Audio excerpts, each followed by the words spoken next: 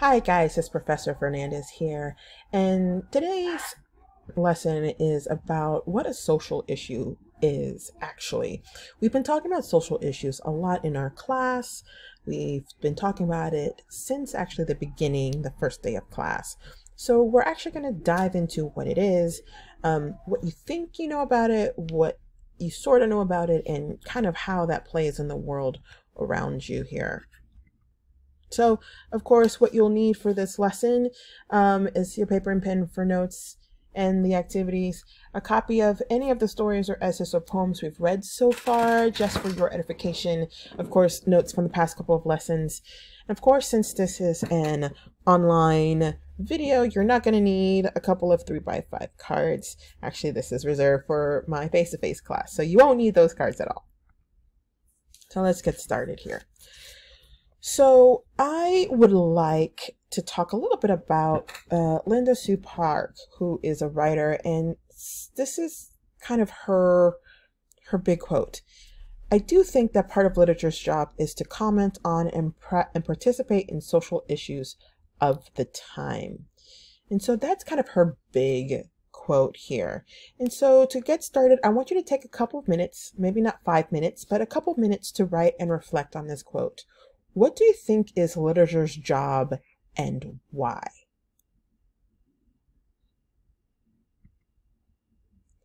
So let's look at the definition here of social issue here.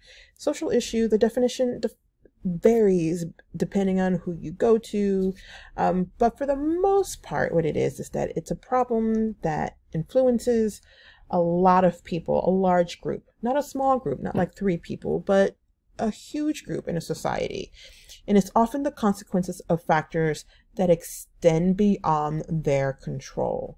It's something that they don't have any control over, but they have to kind of sort of deal with.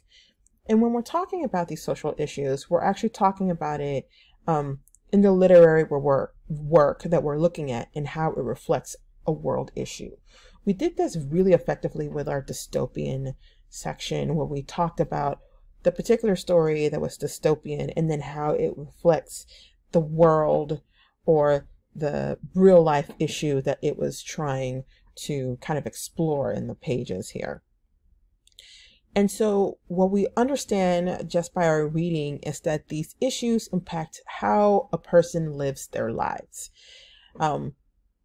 So if, say, handicaps impacts how George's or Harrison Bergeron's parents live their everyday life, that is a social issue. It's also called a social problem. And so because of that, problems can be persistent or reoccurring. It can go away and come back, go away and come back, which can be argued to be persistent, or it can be a constant here. And so every person on the planet is impacted by a social issue, either positively or negatively. So social problems and social issues doesn't always have to impact a person negatively. And that's one thing I want to make sure that you understand, that a social issue can be a positive for some groups. Remember, you can't have a dystopia without a utopia. So for some people, a social issue can be a dystopia, but for other people, the social issue can be a utopia. And here's some examples of social issues. This is by no means an exhaustive list, but this is a list or 2 lists. You can go anywhere from education to global warming to poverty to joblessness to social disorder to malnutrition, to even distortion or even to structural resources. All of these are examples of social issues. And what I want to point out that these social issues, think of them almost as topics or subjects. So under poverty, you can have something like homelessness. You can have something like hunger. So global warming could be anything from pollution to the deterioration of ozone. So think of these social issues as one big subject with topics under them. I also want you to notice that they are not full sentences. So usually when I have asked you what is the social issue of a story, or the subject of a story, I'm usually given like a phrase or a sentence. I now want you to train yourself into thinking one specific word or series of words. We don't want to do a phrase. We want to be able to do a topic or a subject like poverty or global warming or discrimination.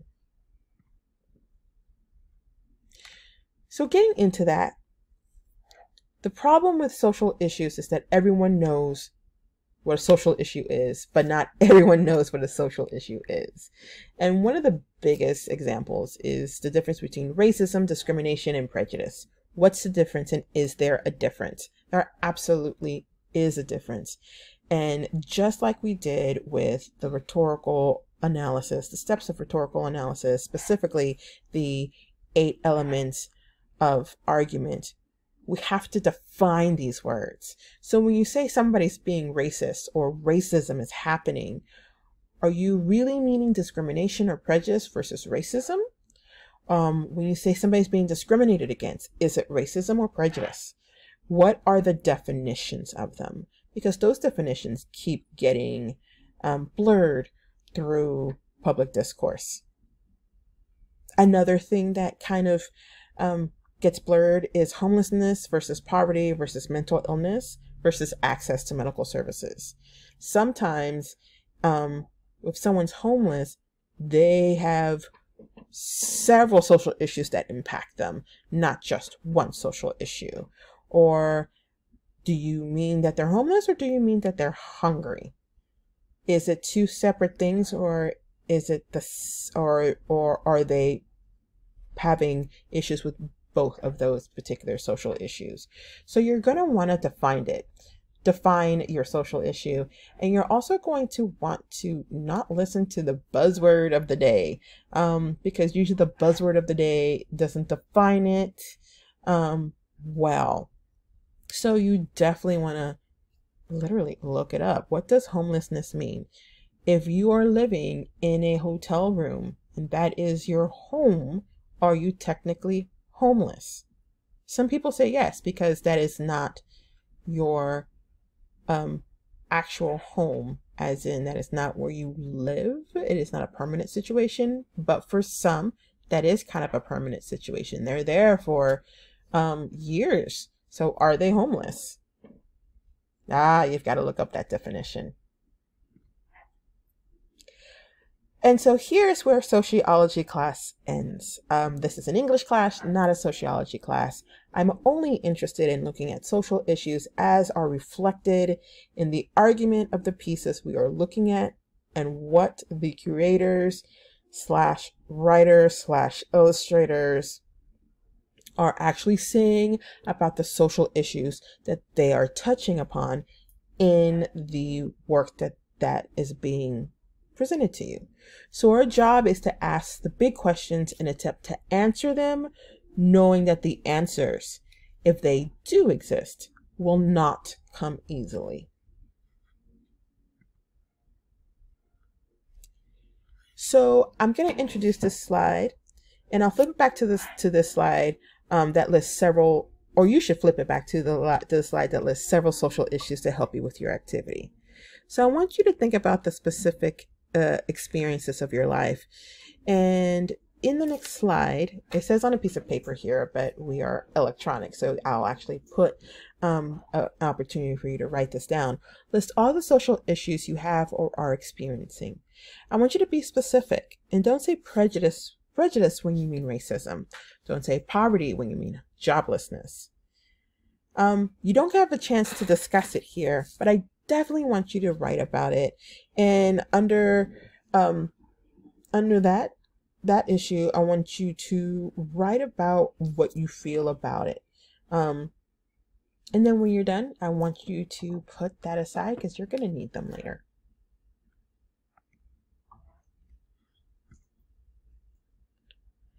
All right, the argument is usually made about a social issue. And so when I say, what is the argument of this piece, I literally want you tell me what the social issue is. And of course, for almost everything we read in this class, there's more than one social issue, more than one argument. So I want you to make sure that you understand and remember that context is everything. The argument is one sentence, and it states a claim that is arguable. So if your claim is not arguable, and it's arguable about the social issue, then it's not an argument. So here's an example. What is the social issue here?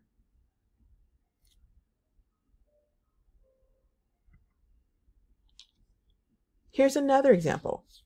What is the social issue being depicted in this photograph?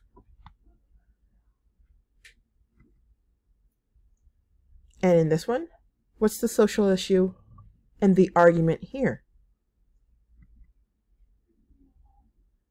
And of course, we cannot do a social issue without talking about McDonald's. So check out this picture. What is the argument here?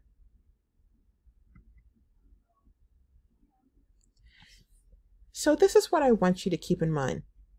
There are as many interpretations of a piece of work as there are people in the world. You're just one, and you come with a lot of foreknowledge and baggage to all the information to this course. So I want you to make sure your experiences don't cloud you from seeing what the argument is. However, I want you to still use your experiences to help you identify the arguments. Again, it doesn't matter if you agree or disagree with an argument. That's not your call. Your call is to see what the argument is and how the writer or the illustrator or the person who created the piece constructed their argument. So let's look at this again. What is the social issue? You probably thought it was homelessness. It could be hunger, specifically childhood hunger. It could be about donations. There's so many social issues here.